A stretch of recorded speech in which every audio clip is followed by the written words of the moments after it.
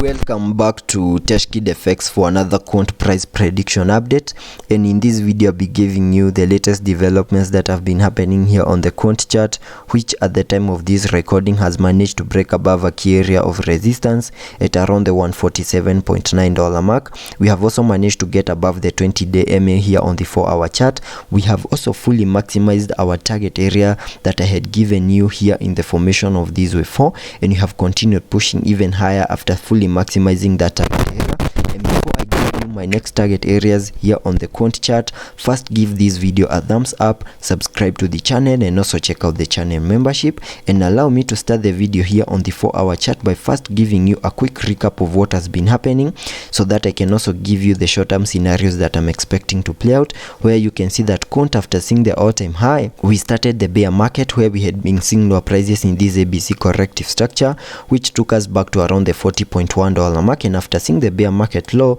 we started a very nice bounce to the upside in a move that had been obeying the Elliot 12 structures, where you can see that I have this Elliot 12 structure in blue having the wave 5 making its peak at around the $229 mark, and also completing a larger Elliot 12 count 1 to the upside. And after seeing the formation of a higher Elliot 12 count 1, whatever we expected next is the formation of a corrective structure in the formation of a larger Elliot 12 count 2, where we also expected to see an ABC corrective structure having the wave C fully maximizing the formation of that wave 2. And that ABC corrective structure has now given us a low at around the $94.4 mark, and I believe whatever we are seeing at the moment is the start of a bounce to the upside in the formation of a larger Elliot 12 count 3, and sketching out a minimum target area to the upside in the formation of this wave 3 using a trend based Fibonacci, connecting it from the low of the first wave to the high of that wave 1, then dragging the fibs to the low of the second wave.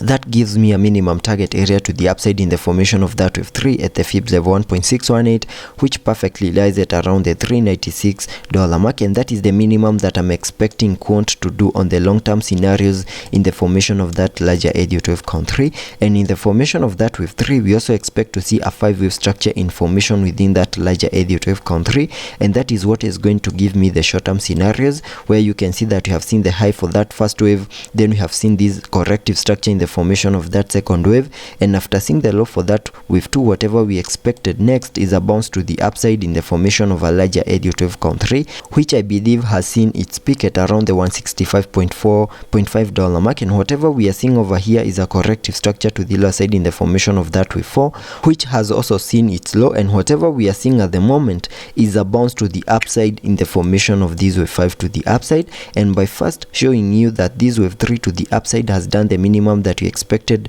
that wave 3 to the upside to do, by connecting the trend based Fibonacci from the low of the first wave to the high of that wave 1, then dragging the fibs to the low of the second wave, that gives me a minimum target area to the upside in the formation of that wave 3 at the fib level 1.618, which perfectly lies at around the $165.1 mark. And you can see that we fully maximized our target area, making our high at around the $165.5 mark. Then we started this corrective structure to the lower side in the formation of this wave 4, and using the Fibonacci's, I was able to come up with the target area to the lower side in the formation of this wave 4 by connecting the fibs from the low of the second wave to the high of that wave 3, and that gave me a minimum target area to the lower side in the formation of that wave 4 between the fib level 0.382 and the fib level 0.5, which lies between the $140.9 mark and the $133.4 mark, which is a target area that we have now fully maximized. And I believe we have seen the low for this wave 4 to the lower side, and whatever we are seeing at the moment is another bounce to the upside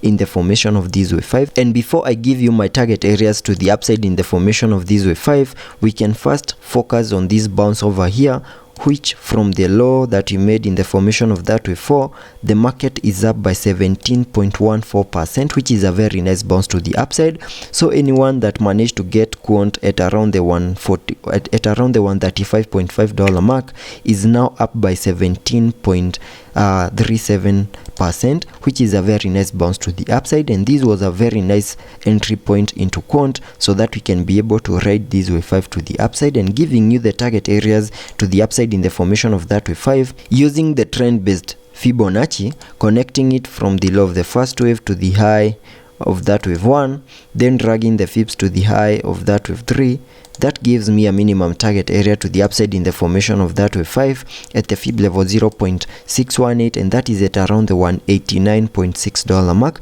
So in case we continue seeing higher prices and also see another 5 wave structure in formation within this higher Elliot wave count 5, there are chances of fully maximizing my target area at around the $189.6 mark. And once we fully maximize the formation of that wave 5, then that will be completing a larger Elliot wave count 1, which is a fractal wave within the formation of that larger Elliot wave count 3 to the upside. So that is what I'm expecting on the short term scenarios. And also taking a look at the indicators here on the RSI, we are trading at around the 58 mark, meaning we have massive room for us to support further movements to the upper side in the formation of that wave 5. Also taking a look at the MACD, here on the MACD we have been able to print a bullish cross, fully supporting higher prices in the formation of that wave 5. So let's be patient and see how that plays out, and I'll be keeping you updated.